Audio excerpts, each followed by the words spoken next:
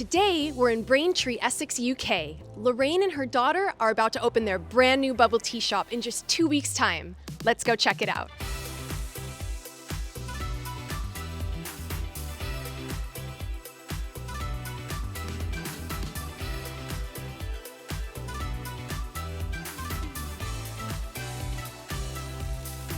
Lorraine, I love your shop. It's super fancy, very bougie, perfect for the area. We'll get to that in just a second, but would you like to share with us who you've brought today? Yes, thank you, Kristin. So here we have my amazing daughter with me. She's 14 years old. She absolutely loves bubble tea. And we decided to, let's go out. We saw a gap in the market. Let's do it, make it happen. And, having worked with you both and hands-on yesterday, you're very mature, you're always one step ahead, and I can say, honestly, that you're like a born leader. You're just thinking in advance, and you're getting stuff done, not even asking anyone else to do it, you just do it yourself, so that's really great. So I'm excited. Big things ahead of you. I'm extremely proud of her. So happy with how she just tackles things and just goes for it. I'm so excited for her future and what she's going to be able to achieve. Since we contacted yourself, we've done everything together, and I've tried to involve Sianna in every single process, been in every meeting. She hasn't wanted to show her face all the time, but she's been taking notes on the side. She's been involved with designing the logo, coming up with the name, what items we should have on our menu, and just everything. She's been amazing. So it's been a great journey with her. One really big question that I have for you is how long has your journey taken from beginning to end? What's a rough timeline? The planning, when we came up with the idea, it's been approximately 2 years. For this particular store, this unit, it's been a year almost. It's been a very, very, very tough time. I mean, the reason it took so long before we found the premises was trying to figure out if this was the business that we wanted to open, number one. Number two, trying to find the right location and the right store, the right unit to have. Is it going to be in the right place? We actually are opening this store in another town from where we live. It's quite close to where we are. We wanted it in the town where we were, but there was just nothing available. And I was like, okay, I need to go out a little bit more, see if there's something there. We found here. It was a complete shell. Okay. There was absolutely nothing here, not even plasterboard on the walls. We found this in November 2022. And then the lease process went through in March and April this year, 23. And since then, we've been doing the fit out, and it's almost doubled in what I thought it was going to cost. But I mean, it looks amazing now. It's a bougie premises. That's really great. Thank you so much for sharing that, because I think a lot of times what happens is people think, oh, it's only going to cost X amount of money, and then things add up along the way. I'd actually be interested to hear what are some of the things that maybe you were expecting the price to be, but it was more expensive than, or what are some things that you planned for financially, but then other things came up that you weren't expecting? Some of the things that I was thinking was not going to be so expensive is the decoration. I had no idea that chairs cost so much money. That tables cost so much. But some of the things that were a lot cheaper than I thought were having the cups sourced and printed, because I managed to get a contact in China, so I had them done over there, which was a massive saving in price than getting them here. But that's one thing that I've really learned doing this business, is just to shop around, and there are so many really good value prices out there. So if you don't look at the first thing and don't look at the second thing, shop around. Well, you've done an amazing job. Is this your first shop? It seems like this is something very, very natural to you. Do you have prior experience in this industry? I have no experience in this industry. This is my first time. We go places and we see people's shops and we see other things, and I always think, oh, I could do that. We've designed everything how we would like it for ourselves.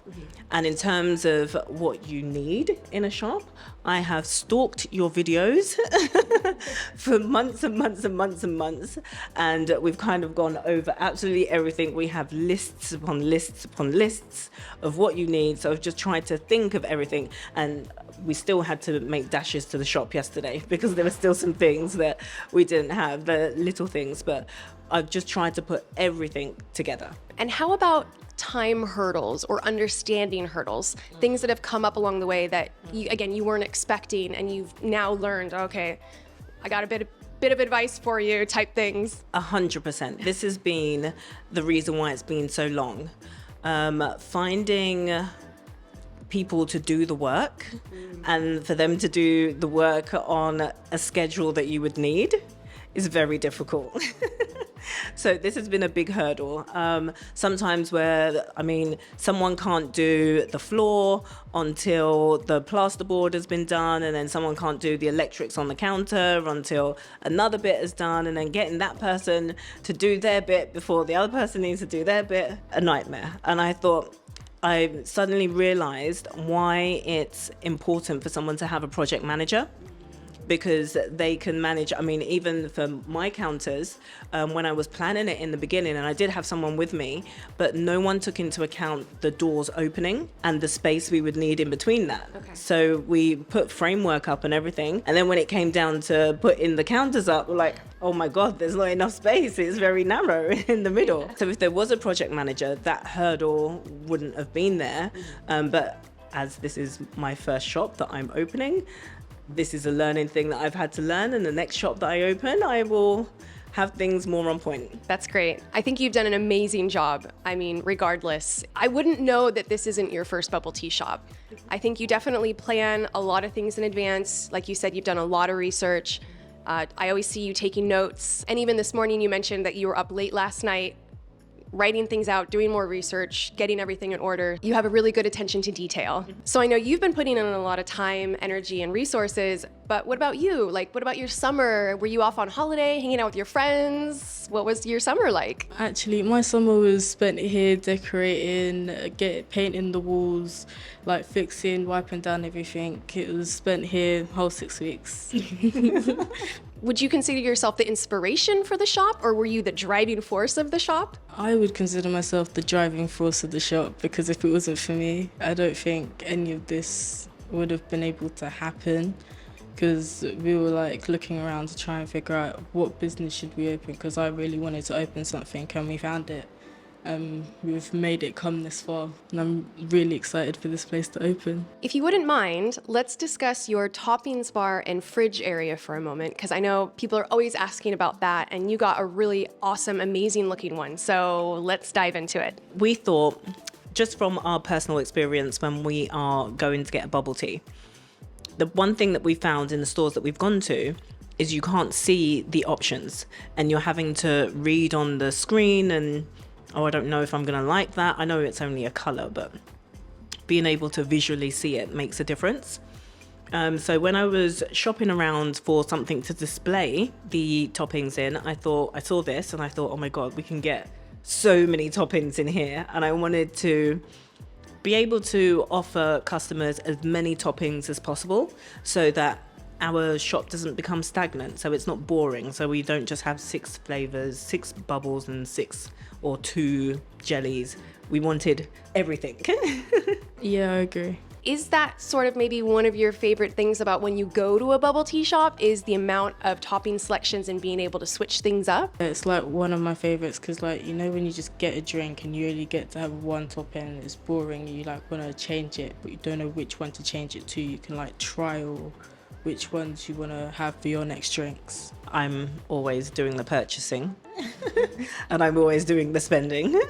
We don't even look at the price or how much it costs. It's okay, so we're going to have Boba, we're going to have jelly, we're going to have popping balls, and being able to have the option is the best thing.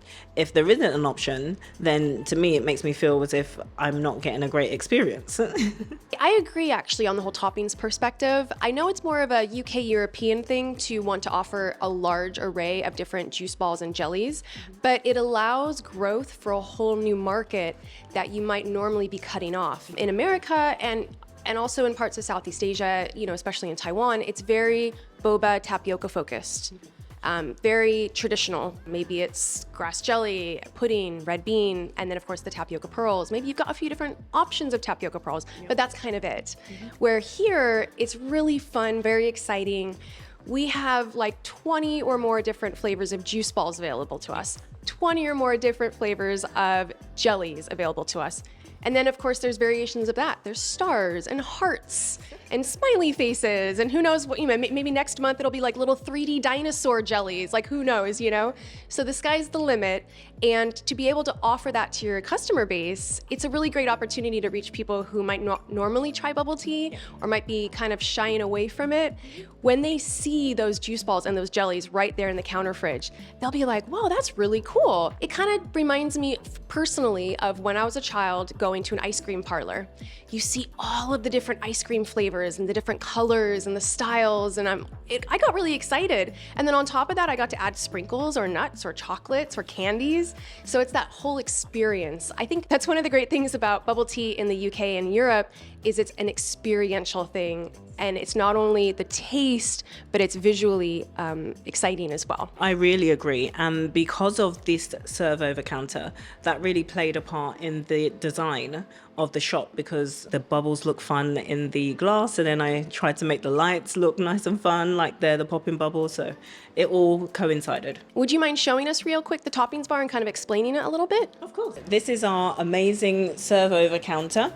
There are so many different variations of toppings. I haven't even counted how many there will be. It will be amazing for customers to come in and visually be able to see some of the toppings that we offer. So it's fantastic in that sense. And then we've got this area here where you can put other items that you can sell, and then you can use the top for displaying things. And Kristin kind of said to me yesterday about advertising things. We could have drink of the day, drink of the week, and all these things to advertise on here. The only downside is on the inside, there is not that much space. So I've had to remove the shelf because the containers that I got were 150 ml deep. So having something on the shelf would have to be on its side, which wasn't good for the product. So I've had to remove the shelf so that I can stack things at the bottom. So that's the only downside to this, is that the fridge isn't a normal capacity size. But other than that, it's amazing. This one has 3 doors. There is an option to have this with 2 doors. So obviously you would just have this section here and you would lose one of the sections. But I don't know, I'm a sucker for bigger is better. So and now that I've put everything in, I've realized that I need larger dividers in the middle, though I do have some big ones and some of them are a lot smaller, but there are some spaces there that you can see. So you can see this one's a lot wider and this one is a lot thinner.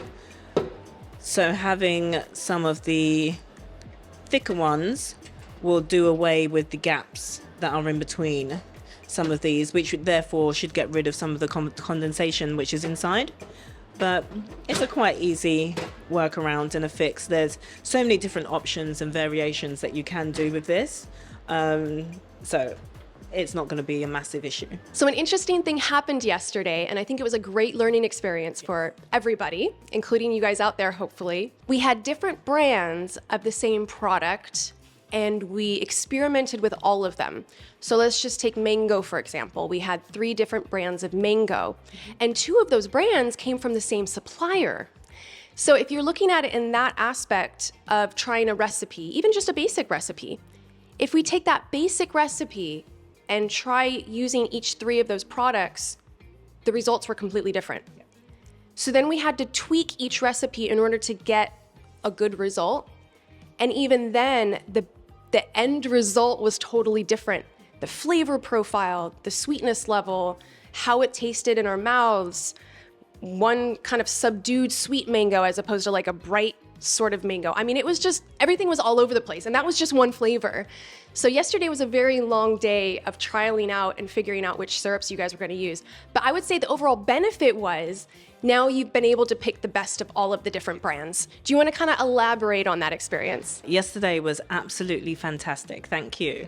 I mean, we love bubble tea, but yesterday we drank so much. By the end of the day, we couldn't drink anymore. I really enjoyed training yesterday. One of my favorite drinks has always been honeydew But yesterday opened my eyes to a new favourite drink, which is the mocha milk tea. It's really good. It also kind of showed us that even though we have sampled lots of different bubble teas from lots of different places, and trying to buy things that we know that another shop has used before, it doesn't mean that it's going to taste the exact same, because they may be using a certain formula that we don't have. So having to experiment and doing the different variations, and are we going to have this amount of syrup and that amount fructose, and all those different kind of things really contributed to it. And we thought it's not just a simple case of putting drinks together. There's a lot more to it. One of the other things that occurred, I think, is when I arrived, your menu was very, very extensive. And you're, I'm gonna have this and that and all these different things. And I was like, well, first of all, we don't have some of the products for some of these drinks. And second of all, after we tried some of the products for some of the other recipes that we were thinking of doing, we were like, maybe this isn't the best option. So we've put some ideas and some drinks for the menu on hold. We kind of removed them for now. And then I think maybe 6 months from now, once you guys have really gotten grounded with amazing drinks on the menu, then you can kind of start experimenting and kind of adding on more categories, or drink of the day, drink of the week, drink of the month, and expand your menu at that point. I agree, because I mean, even when we were putting the menu together, we had so many milk teas and so many fruit teas, and the list was just going on and on and on and on. And now it's simplified, but I think everything that we have on the menu now is amazing and taste amazing. There were some things on there that we had to take off because even all the products that we had, that version of it tasted not very nice. So we don't want to serve anything that's not nice. I wanted it to match the brand that we're going for in the shop, the experience when you come in. It's a nice place. We've got a lovely Instagrammable area. We can take lovely pictures. So what would be the point in all of that if the drinks are horrible? And also, because you have so many toppings, it's still an infinite amount of different combinations. It's not like you're limiting people with your menu, because actually you got loads of toppings now, so they can always come in and switch things up a bit. And every time they come in, their experience of just switching up the toppings alone will give them a new fun time. And the other thing that I experienced yesterday as well, which always happens when I show up on site with a client and we're training for the day, is the ice. Okay, so I'm gonna show in just a second the method that they're using today for their ice, which is great. But what I wanted to mention real quick is the style of ice. You know, everywhere you go, ice is different. Sometimes it's pellet ice, sometimes it's cube ice, sometimes it's crescent, sometimes it's really kind of big and heavy, and other times it's lighter. And so this happened to be sort of a lighter ice that breaks up really easily. So what we found is the amount of time to put in the shaker was less, because in just those, I think we decided on 30 seconds was perfect. In just those 30 seconds, the ice completely broke down, gave really nice little ice crystals in the drink. So when you take a sip, you're like, you know, it's really just nice and ice cold, gives a really great condensation, and it didn't water it down too much to where you lost flavor. And then that way we were still able to have a little bit of ice in the cup, which we decided that we wanted to do for the customer. It was a real eye-opener, the ice experience, because when we have had bubble tea before, I keep mentioning about having bubble, because that's the only experience I have. So when we've had bubble tea before, we've had the favorite one that we go to, there's a lot of ice in our cup. And sometimes it stops us from being able to drink the boba or get the jellies, because you're trying to fight through the ice to be able to drink it. And looking at our ice, it didn't look any different to anyone else's ice, but seeing it just almost disappear when we put it in the shaker, it just brings out to you that there are different types of the same thing. It's just ice, but it's not just ice. And luckily, with the method that we've created for your drink creation, the drink is ice cold as soon as the customer gets it, and there's not really any need to even put more ice into that cup. So the overall experience for the customer will be better, because like you said, they're not going to be fishing around for the toppings when they get to the bottom of the drink, because by then it will have the perfect amount of time to melt or have like a couple left, and they'll easily be able to get all those toppings and drink up, and it'll just be a really great experience. And they won't feel gypped either. Exactly. When they come in here, they won't feel the need to say, I don't want ice in my drink, because there's just the perfect amount. By the time they're finished with their drink, the ice will either be gone, or they'll just be like one piece left and that's it.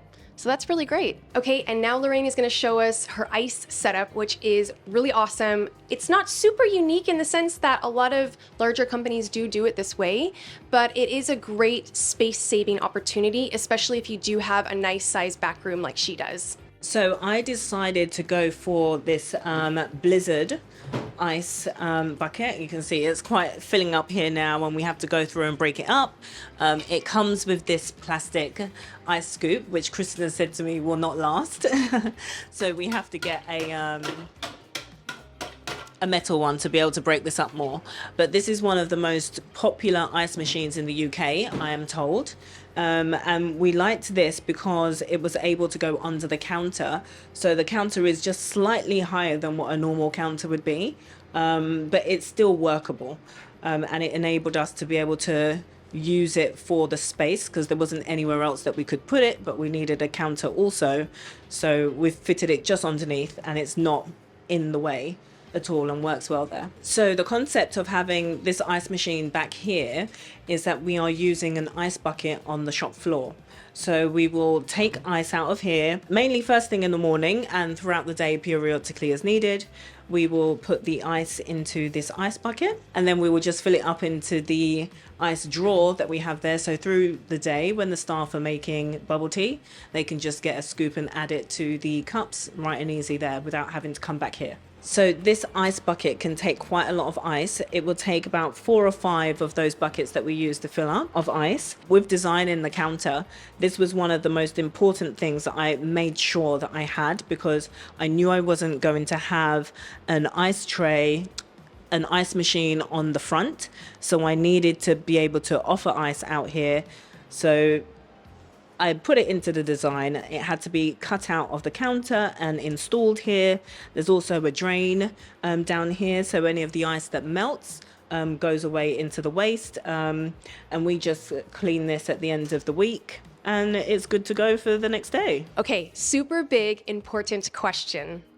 Knowing what you know now, having learned it over these last 2 years, in this moment, would you do it all again? Oh, 100%.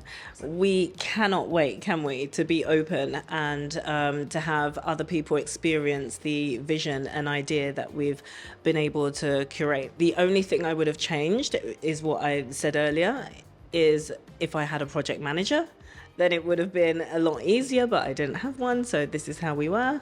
But I would 100% do it again. It's been amazing. Okay, so having gone through the process then these last couple of years, at what point did you then realize that, you know, maybe you needed some outside help or assistance? I would say it was quite early on. So I think it was about 6 months in, because I tend to obsess over things. So when we had the idea that we were going to open the bubble tea shop, I then went and was looking at everything and watching YouTube videos and came across your YouTube videos. And I was just sitting up all night just watching YouTube video after YouTube video.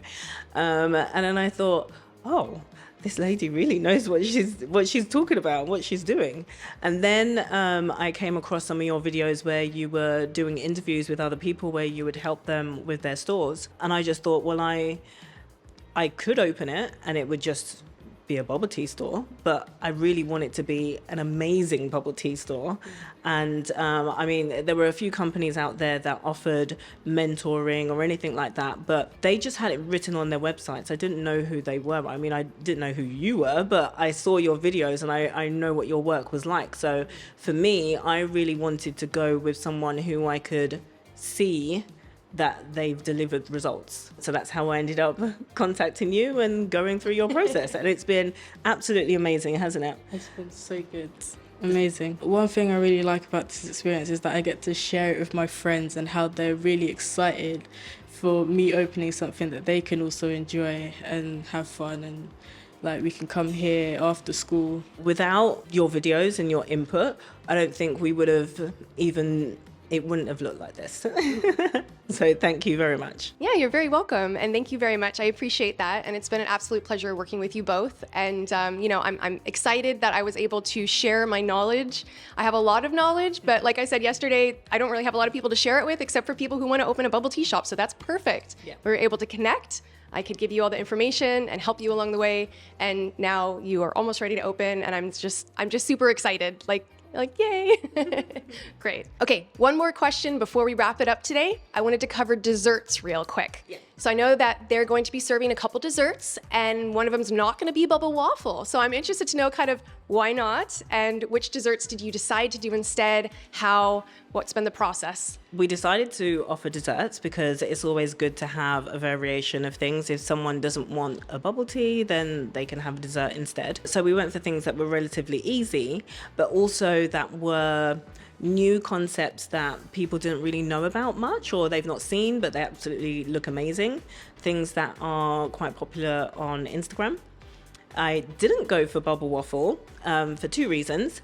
The first one is because every bubble tea shop does bubble waffles, and I didn't want to be the same as everywhere else. Mm-hmm. And number two, there's a dessert place in town that does bubble waffles. Mm-hmm. So I didn't want to do the same thing. So I went for waffle fries instead, which no one in the area has. And it just makes it a different, it's still waffles, but it's just a different way of eating it, and it's going to be presented in a different way. So it's nice and fun, and the kids will enjoy it. And the other dessert we decided to go for, which I've only seen on Instagram, I've never actually had one, or apart from making some myself, I hadn't had one before, but we've decided to call it a Milky bun, where you toast a bun with ice cream inside and some other toppings. And then you can cut it open, so you've got the warm breaded bun with the cold ice cream inside.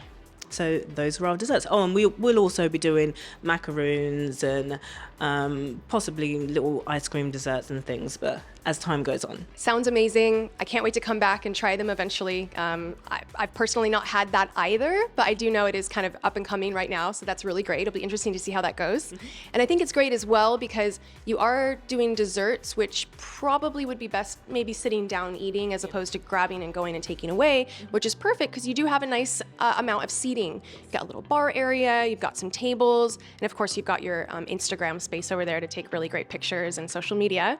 So that's great. Perfect. Thank you so much for sharing your story, your journey, what it's been like, and just physically sharing your shop with us so everyone at home can kind of see what is your bubble tea shop all about? What is it going to be? And I know you guys are both destined for great things. So it's very, very exciting. And I love the area. I love the space. It's just been a really great experience. So I'm super excited for you both. Thank you very much. This whole experience has been fantastic with you. So thank you for helping us and coming to see our space. You're very welcome. Thanks for joining us. We'll see you again soon. Bye.